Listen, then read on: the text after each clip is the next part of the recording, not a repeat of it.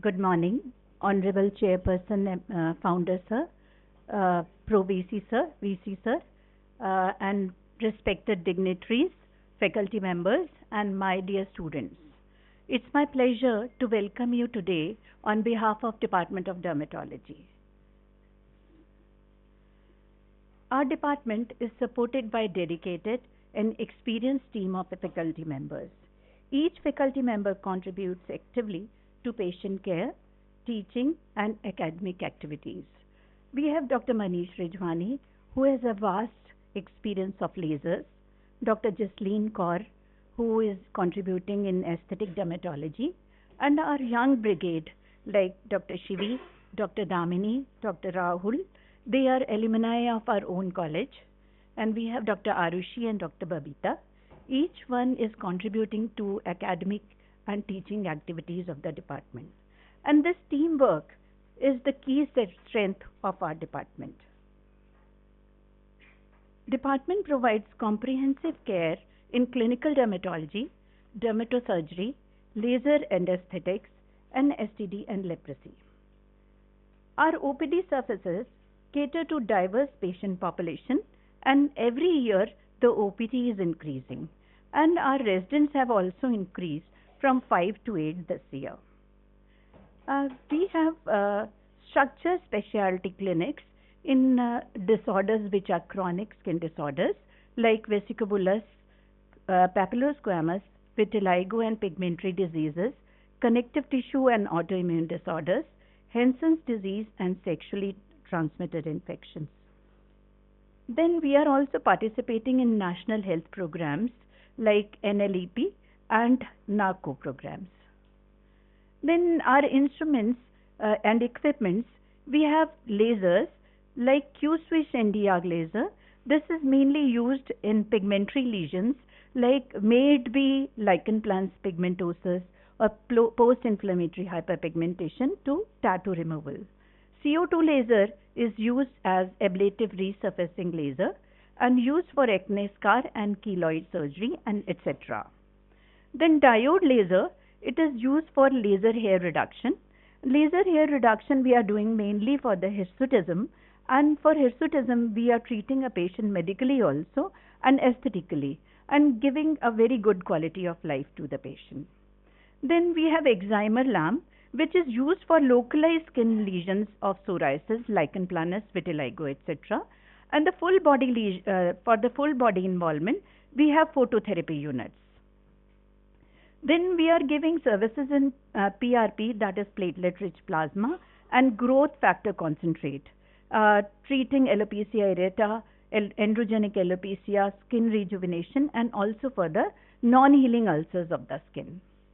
Then now we have added few procedures in aesthetics like botulinum toxin injection for fine line wrinkles and crow's feet, gummy smile, and hyperhidrosis also.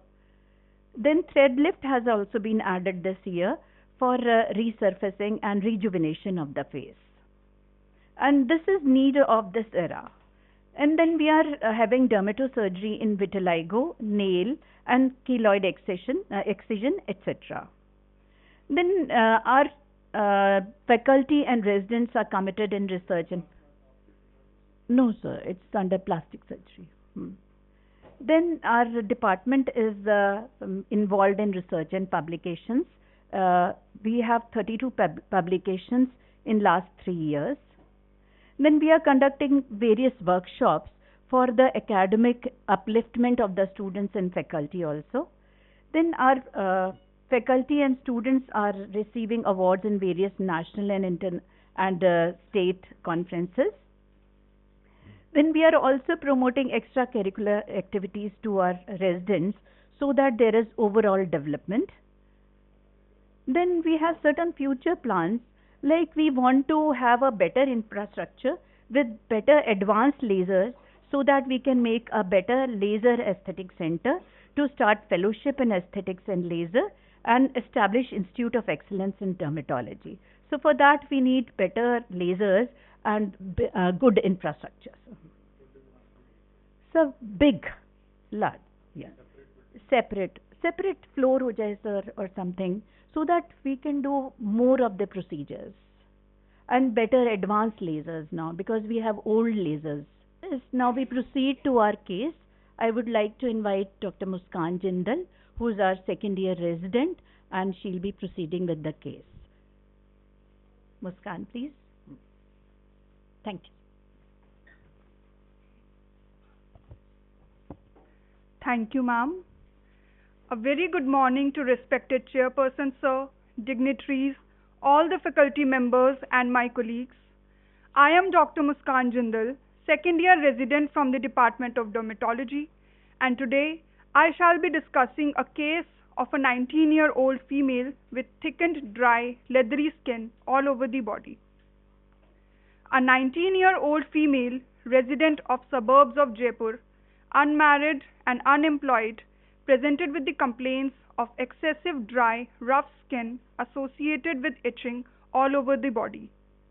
There has been progressive thickening of the skin along with generalized erythema and scaling since 6 months after birth.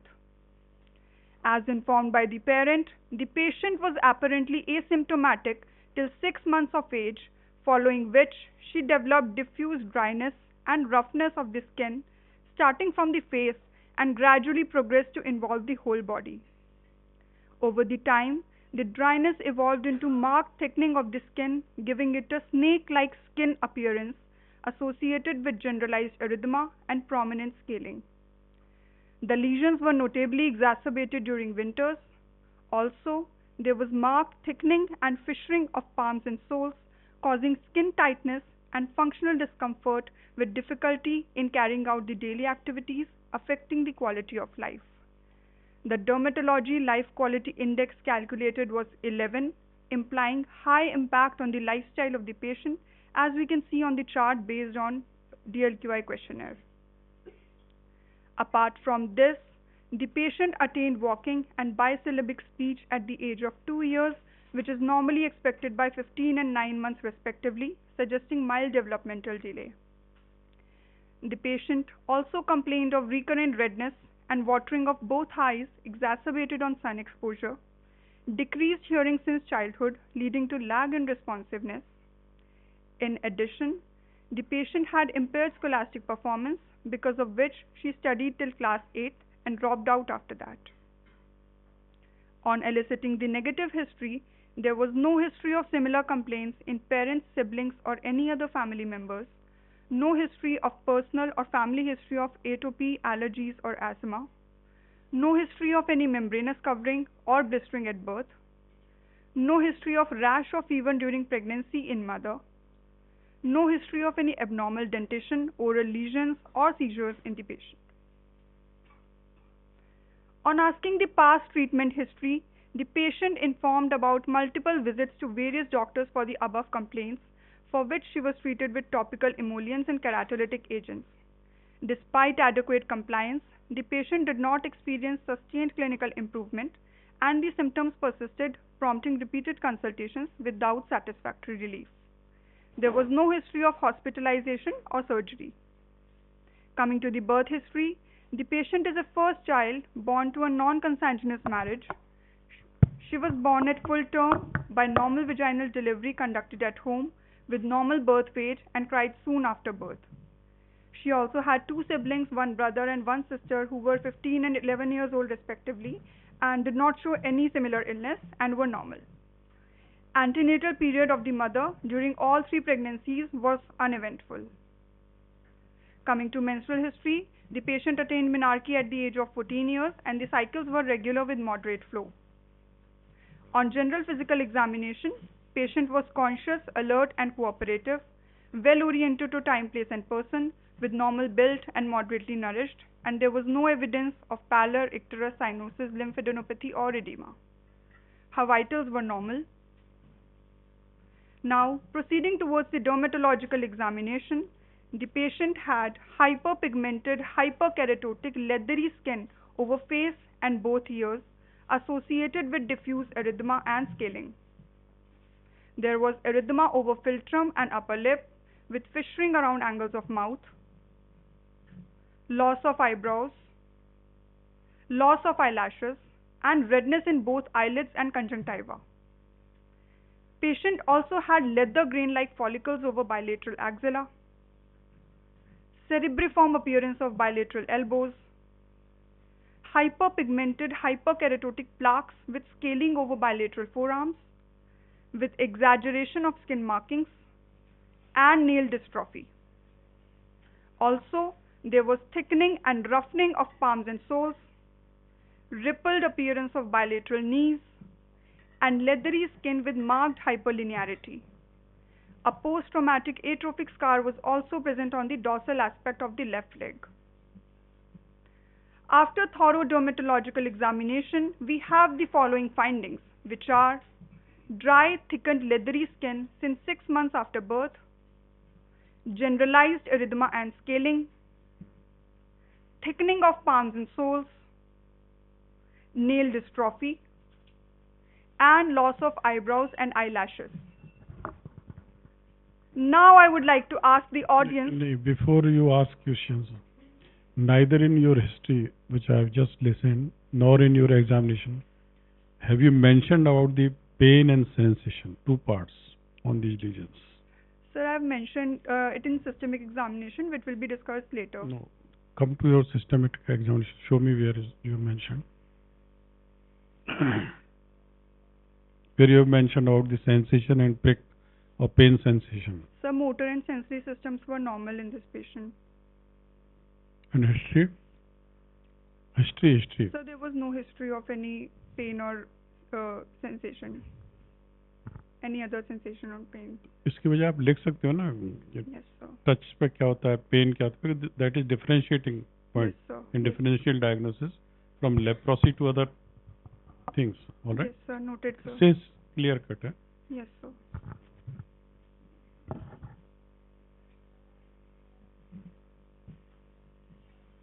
Now I would like to ask the audience, what could be the possibilities? Any other guesses? Okay, you are somewhat correct. But moving on, before we proceed towards our differentials, let us discuss the conditions that present with generalized dry thickened skin with palmoplantar involvement. It can present without erythema or with prominent erythema. If it presents without erythema, it comes under ichthyosis group, in which there is dry thickened fish-like scales, and with prominent erythema, then it is erythrokeratoderma, in which, as the name suggests, erythro means erythema, which are the red patches, and keratoderma states hyperkeratosis, which are thickened scaly plaques. So we have two possibilities looking at the dermatological examination, ichthyosis and erythrokeratoderma. Under the group of ichthyosis, the possibilities include ichthyosis vulgaris, which is the most common inherited ichthyosis, lamellar ichthyosis, and congenital ichthyosiform erythroderma. And in both of them, collodion membrane is present at birth. In erythrokeratoderma, where erythema is prominent, we have erythrokeratoderma variabilis and progressive symmetric erythrokeratoderma. Now, either of these syndromes can present with certain syndromes which can be further categorized based on prominent hair, neurological, eye or ear defects, which will be discussed later. Coming to the systemic examination, cardiovascular, respiratory, and per abdomen examination were all normal. On CNS examination, higher mental functions were assessed and a mini-mental state examination was carried out in conjunction with Department of Psychology, in which the score came out to be 19 out of 30, suggesting mild cognitive impairment. On cranial nerve examination, no abnormality was detected. Motor and sensory systems were normal and the reflexes were intact. As our patient gave the history of recurrent redness of eyes and hearing impairment, so we referred our patient to the Department of Ophthalmology and ENT for further workup. Now I would like to call Dr. Yashika Mathur, third-year resident from the Department of Ophthalmology, to take the case forward. Thank you, Dr. Muskan. Good morning, everyone. I am Dr. Yashika Mathur, final year resident from Department of Ophthalmology. Discussing the case further, the patient was referred to us for consultation in view of diminution of vision that was painless, and periodic earlier but prominent for the last 2 to 3 months. It was associated with watering and photophobia. She was already on antibiotic and lubricating eye drops prescribed elsewhere. On examination, her best corrected vision was 636 in right eye and 624 in the left eye, respectively. Her intraocular pressures, color vision, extraocular movements, and pupillary reactions were within normal limits. On slit lamp examination, there was complete loss of eyebrows and both the rows of eyelashes were absent.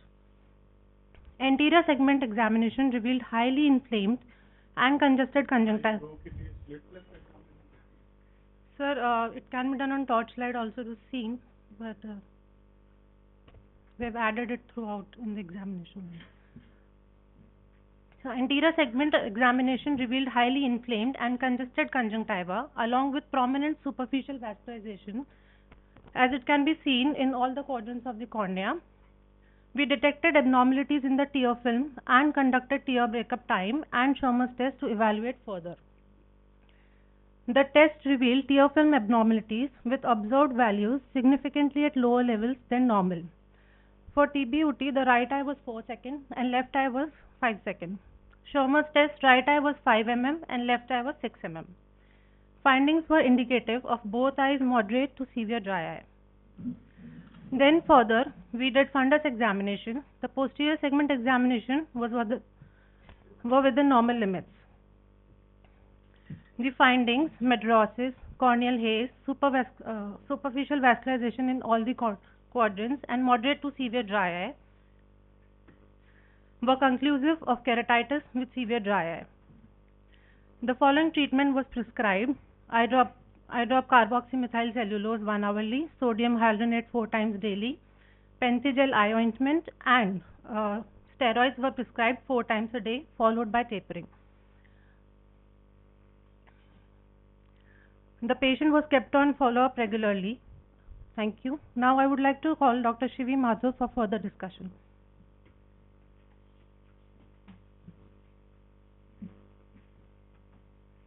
Thank you, Dr. Yashika. A very good morning, respected dignitaries, senior faculty members, and residents.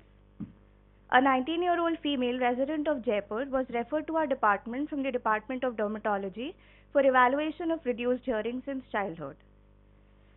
Our detailed history was taken from the patient as well as the family. The informant was her father. She had complained of reduced hearing in both the ears since childhood, which was non-progressive in nature. She also had complaints of lag in responding when called upon. The father also gave the history that the speech development was delayed and she started speaking at the age of 3 years.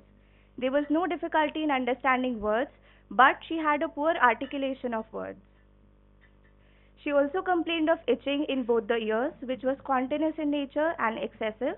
It was associated with dry debris and wax while manual cleaning. There was no history of earache, ear discharge, ringing in the ear, or dizziness. There was no complaint of nasal obstruction, mouth breathing, or nasal discharge. There was no complaints of throat pain, difficulty, or pain during swallowing, and no history of trauma in the ear. On examining the ear, the preauricular region, the pinna, the postauricular region were grossly normal, except for presence of hyperkeratotic scaly plaques over both the pinnas. In the image, we can see thick scaly plaques over the pinna. On examining the external auditory canal,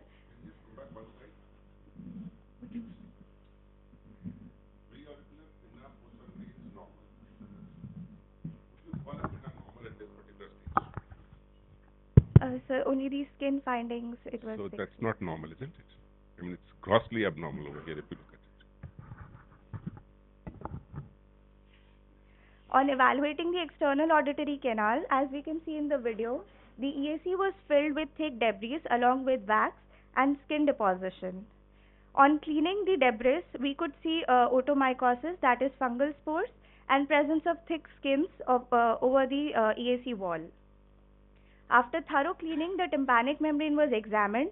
It was intact. There were no retractions or perforations, but the TM was thick, dull, and lustreless. For hearing evaluation, tuning fork tests were performed. Starting with the Rinne's test, it was done for 256, 512 and 1024 Hz and was positive in all the three frequencies in both the ears.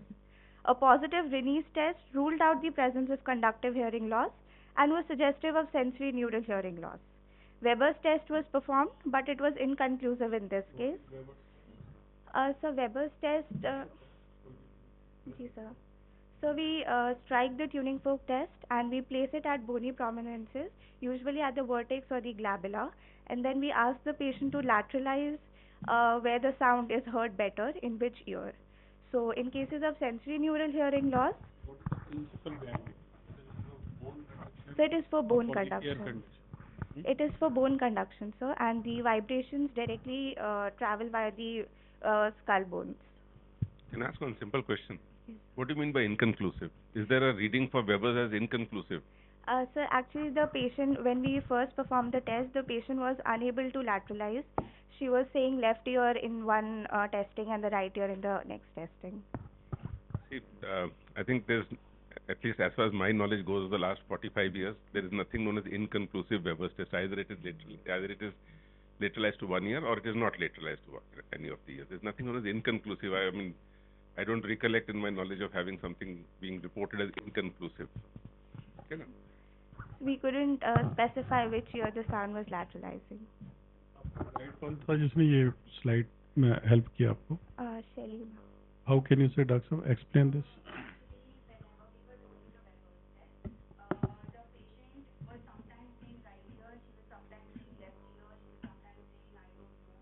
She was not giving the proper answer for the test, and hence we wrote it as answer inconclusive because she was not sure whether inside it is going and she could not understand. So it would have been not lateralized to any ear. Because sometimes she was saying one ear, sometimes she was saying the other ear, and hence we wrote it because she was not giving the same answer every time we did it. But such a senior person is there who had worked for like me. It is not like you scientific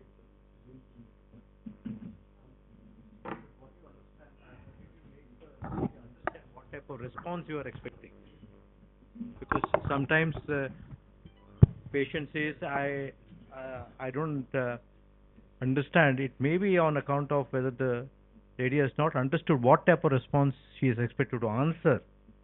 So how did you explain to the lady that what response you are expecting?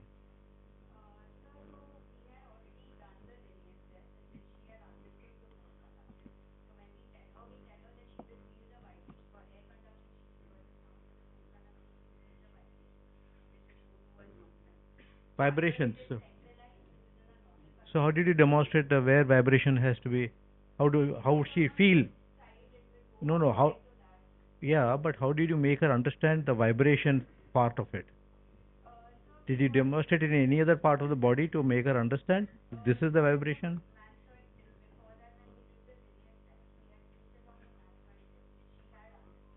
Hmm. She was not lateralizing it to any one side particularly.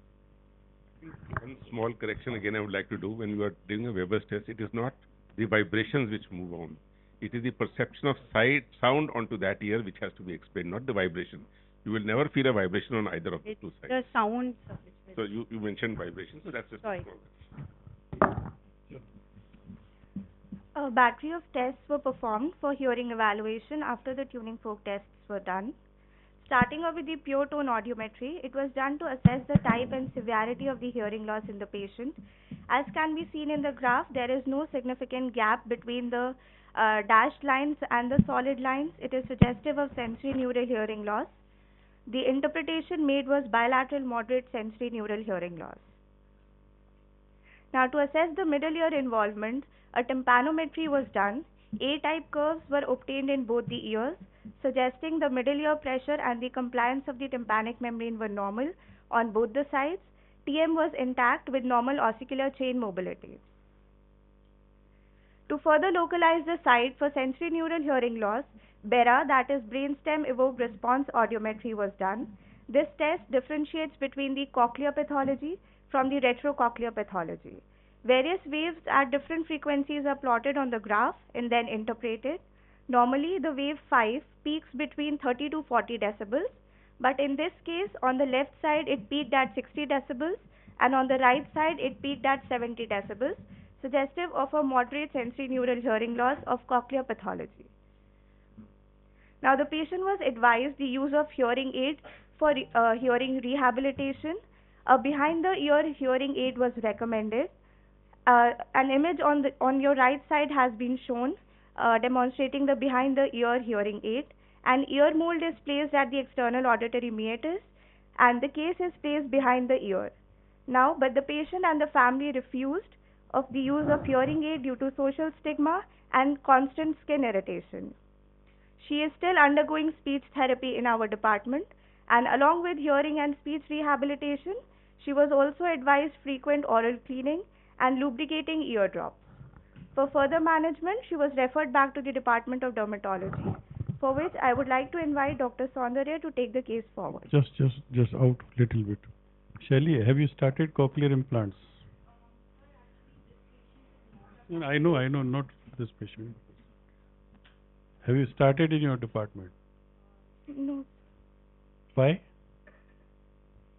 When management has told you that management will take care of the amount, which is quite high.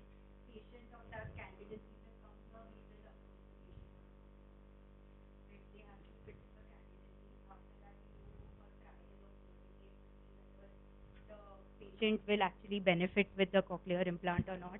Along with You that, see, a they psychological are doing right and left in evaluation. SMS hospital and other places. Why can't we do it here? So we can do it here. When the patient comes with that severe of a sensory neural hearing loss. आपका मतलब आते ही नहीं patient अभी तक आए नहीं. Sir, आते हैं. Then we have अब तो to. डॉक्टर सुरेश जी भी हैं, डॉक्टर राम भी है. फिर what is the problem? Start doing. Huh?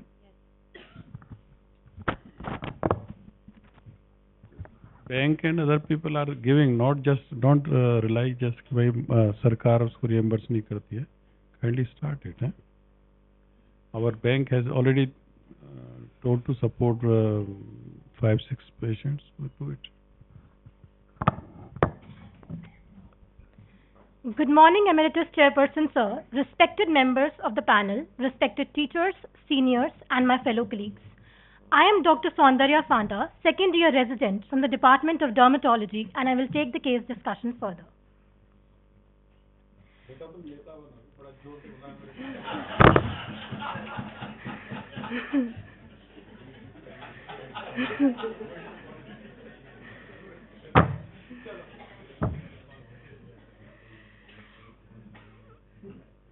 So to summarize, we have a 19-year-old female who presented to the dermatology OPD with dry, thickened, leathery skin since 6 months after birth, with generalized erythema and scaling, thickening of palms and soles, with loss of eyebrows and eyelashes. She also had prominent nail dystrophy. On ophthalmology workup, we also came across that the patient had additional findings, that is, superficial corneal neovascularization with moderate to severe dry eye. Upon ENT workup, patient had bilateral sensorineural hearing loss since early childhood. Now let's take the case discussion further. Investigations were sent and the results are as follows. On performing some bedside investigations like trichoscopy, it didn't show any hair shaft abnormality. Hemoglobin was slightly low, that is 11.2 gram per deciliter. Urine routine examination was normal. Serum vitamin D3 and B12 levels were slightly low, and the rest above mentioned investigations were also normal. Lipid profile was normal, thyroid profile was normal, anti-nuclear antibody by immunofluorescence was negative, liver function and renal function tests were within normal limits. MRI brain was requested in view of mild developmental delay, also to rule out a number of syndromes that are associated with neurological abnormalities, which was normal. A skin biopsy was sent and the sample was sent to the Department of Pathology for histopathological evaluation. Now, I would like to call Dr. Nisha from the Department of Pathology to discuss the case further.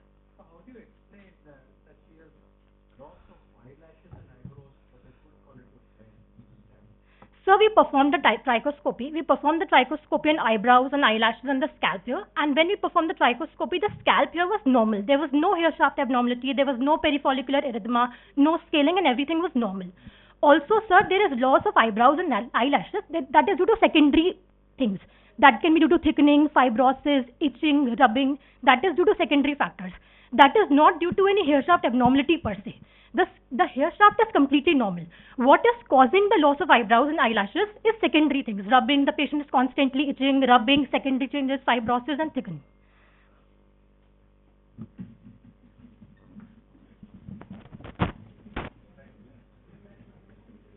Thank you, Dr. Soundarya.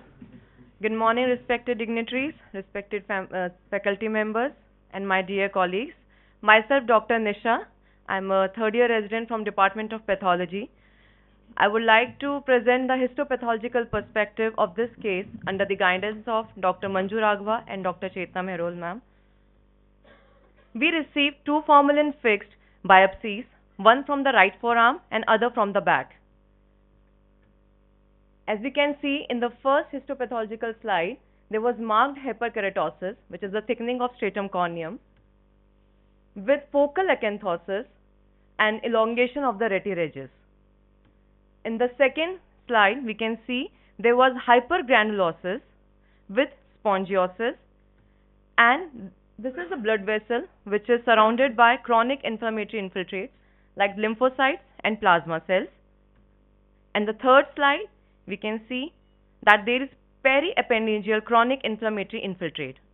To summarize, we can say marked hyperkeratosis, focal acanthosis with hypergranulosis, along with upper dermis showing presence of spongiosis with mild perivascular and periappendigeal chronic inflammatory infiltrates.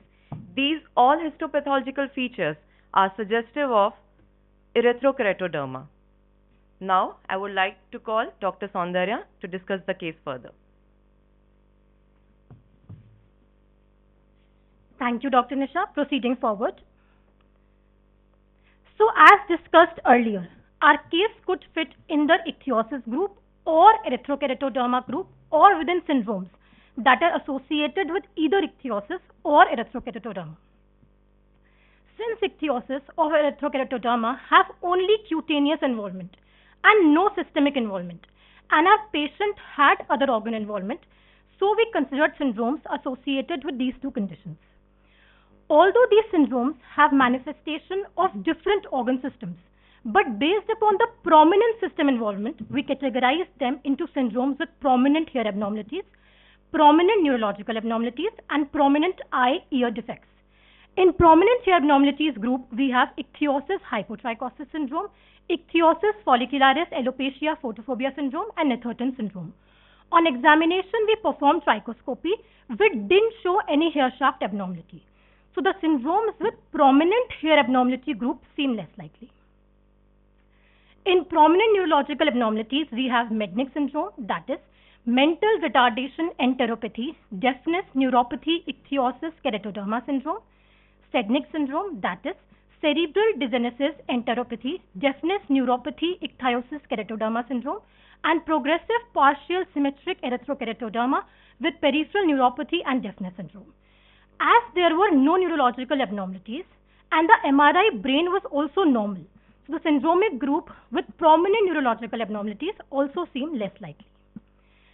Now we are left with prominent ear-eye defects, that is keratitis, ichthyosis, deafness syndrome, Kidd syndrome, and hystrix-like ichthyosis, deafness syndrome. Now, Hitt syndrome and Kidd syndrome both have bilateral sensorineural hearing loss. But what differentiates these two syndromes is the presence of hystrix-porcupine spiky scales in Hitt syndrome and diffuse erythema with hyperkeratotic plaques in Kidd syndrome. Now, Hitt syndrome has no eye involvement, but Kidd syndrome has keratitis with corneal neovascularization. Now, our final clinical diagnosis of Kidd syndrome, that is keratitis, ichthyosis, deafness syndrome, a classical triad. Since ichthyosis is a disorder of keratinization, we plan to start our patient on capsule acitretin 25 mg once daily, which is a second generation systemic retinoid and a synthetic analog of vitamin A. It acts by reduction of hyperkeratosis and normalizes the keratinocyte proliferation, differentiation, and lessens the coexisting inflammation. Before starting treatment, pre-workup was done, including a complete blood count, lipid profile, and liver function test. Patient was also followed up at 2 to 4 weeks in the beginning and then later at 3 to 6 months. Patient was also given antihistamines to relieve itching. Now, topical therapy is aimed at restoring the epidermal barrier, facilitating desquamation, and improving the overall cutaneous appearance. Topical emollients were usually applied 2 to 3 times a day. They promote hydration and act by reduction of hyperkeratosis and dryness. Patient was also started on keratolytics, which promote desquamation and reduce hyperkeratosis. Vitamin D3 and B12 supplementation was also given. We followed our patients at 3 and 6 weeks respectively. At the first visit, we can see marked dry hyperkeratotic skin over face. After treatment, we can see visible improvement as seen in the respective images. Similarly, we can see improvement in subsequent follow-up images. There's marked reduction in hyperkeratosis and the skin appears smooth. Significant reduction in thickening of palms and soles. Apart from the physical improvement, there was significant improvement in the quality of life, and her dermatological life quality index was reduced from 11 to 7. Now I would like to call Dr. Damini ma'am, Assistant Professor from the Department of Dermatology, for the review of literature. Please, ma'am. Can I just ask a question? If we are looking at 3 things which came across in your diagnosis of hearing, so does it look at something like a genetic predisposition? So, I mean, I'm not too sure, but correction gene or something, does it make a difference over there? Because the hearing loss, skin lesion connection has a issue over there, so I'm not too sure about it, but if I remember right, something was... Yes, sir. Connection. You're going to shoot, okay. Something like, just out of my wild thinking, congenital leprosy? Nothing like that? Because usually, as not a dermatologist, we know about leprosy or psoriasis or this vitiligo and other things. You are coming all the time with the syndromes. Eh? That was my query. Nothing like congenital leprosy. एक और चीज जब हमने examination बताया, correct me if I'm wrong, if I may have not heard, but wasn't it told that head and the face and the shoulders were the ones which were affected? I mean, now we see the soles, palms. Okay, fine. Good morning, Honorable Chairperson, sir, respected faculty members and dear residents. To place this case in context, we will proceed to the comprehensive review of the existing literature. Kidd syndrome is a rare genodermatosis characterized by a triad of vascularizing keratitis, ichthyosis, and sensorineural hearing loss, caused by mutation in gap junction protein beta 2 gene that encodes connexin 26. Mostly they are sporadic in nature, but autosomal dominant and autosomal recessive inheritance has also been reported. So connexins are transmembrane proteins that direct communication between the adjacent cells. So here the gain of function mutation of connexin 26 in skin leads to hyperproliferation and inflammation that results in thickened epidermis. Connexin 26 also expressed in ear, eye and brain. Here the mutation causes sensorineural hearing loss, keratitis and developmental delay respectively, as we can see in our case. So here are some case reports on Kidd syndrome. It was first described by the Burns in 1915. And till date, approximately 100 cases have been reported. Its prevalence is less than 1 per 10 lakh population. Some other case reports as Kidd syndrome, a rare genetic triad, and another one in which connexin 26 mutation as a cause of Kidd syndrome with hearing loss. So let's have a quick eye on cutaneous manifestations. Kidd syndrome is presented with diffuse scaling and leathery skin with generalized erythema, that is erythrokeratoderma, scarring scalp alopecia, sparse eyebrows and eyelashes with palmoplantar keratoderma and nail dystrophy, followed by extracutaneous manifestations as vascularizing keratitis, sensorineural hearing loss and developmental delay. So we had diagnosed the case and we counseled the patient and the parents that there can be a sequelae like risk of squamous cell carcinoma, secondary infections, eye complications with mild visual impairment to even blindness, and can be treated with keratoplasty or corneal transplant. Ear complication can be as severe as complete deafness and can be compensated with hearing aids or cochlear implant. So for that, regular follow with the Department of Ophthalmology and ENT is required. As we talked about DLQI, so the quality of life with KIT syndrome is also compromised with physical and psychological impact, and yes, medical burden is there. So in literature, most of the diagnosis in KIT syndrome has been made on the basis of clinical triad, and very limited case reports are backed by the genetic confirmation. So we at our department have requested for the genetic analysis at the Center of Rare Diseases Lab at Department of Dermatology in PGI Chandigarh, as comes under the part of National Policy Program for the Rare Diseases by the government free of cost. Results are still awaited, and so the next coming case report is in the pipeline from our department. So towards the end of every presentation, the question arises that why this case? So from us, the answer lies in the fact that it is a rare genetic disorder that is often not evaluated thoroughly and hence missed. As we can see in our case, since 19 years, she was treated only at the surface level. So with proper history taking, examination and multidisciplinary approach, we put the pieces of puzzle into the frame and made the rare diagnosis, and that too within a few weeks. This case is the perfect example of how a single genetic mutation can affect the multiple organs. Also an eye-opener for us that dry skin is not always limited to the skin. Remember, systemic evaluation is essential. Also highlights how a dermatological condition can impact the quality of life. So here, our department would like to conclude on the note that genodermatosis reminds us that genetic changes on a microscopic level can have a lifelong effect on the skin and beyond. We are thankful to the management of Mahatma Gandhi University for making some investigations free for the patient, especially to our Superintendent Sir, Dr. S.S. Jaiswal Sir. We are grateful to the contributory departments, CCR Review Committee, nursing staff, and last but not the least, patient and the family. Thank you.